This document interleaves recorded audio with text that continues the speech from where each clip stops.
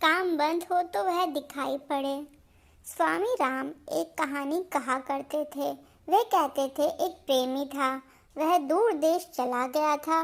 उसकी प्रेयसी राह देखती रही। वर्ष आए गए, पत्र आते थे उसके। अब आता हूँ तब आता हूँ, लेकिन प्रतीक्षा लंबी होती चली गई और वह नहीं आया। फिर वह प्रेयसी घबरा गई और उसने एक दिन खुद ही चलकर उस जगह पहुंच गई जहां उसका प्रेमी था।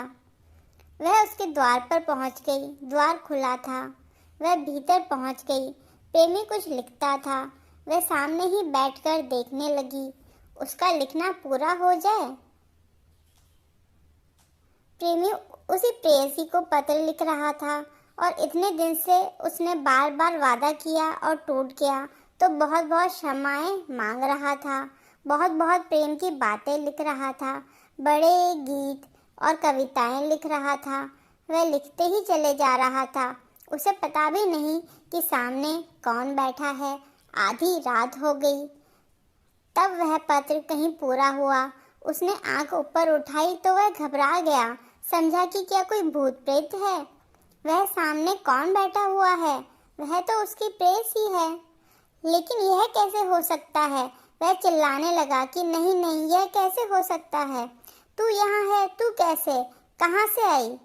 उसकी प्रेयसी ने कहा, मैं घंटों से यहीं बैठी हूँ, प्रतीक्षा कर रही हूँ कि तुम्हारा लिखने का काम बंद हो जाए तो शायद तुम्हारी आंख मेरे पास पहुँचे। और वह प्रेमी छाती पीट पीट कर रोने लगा, मैं पागल हूँ। मैं तुझी को पत्र लिख रहा हूँ और इस पत्र को लिखने के कारण तुझे देख नहीं पा रहा हूँ और तू सामने मौजूद है। आधी रात बीत गई, तू यहाँ ही थी। परमात्मा उससे भी ज्यादा निकट मौजूद है।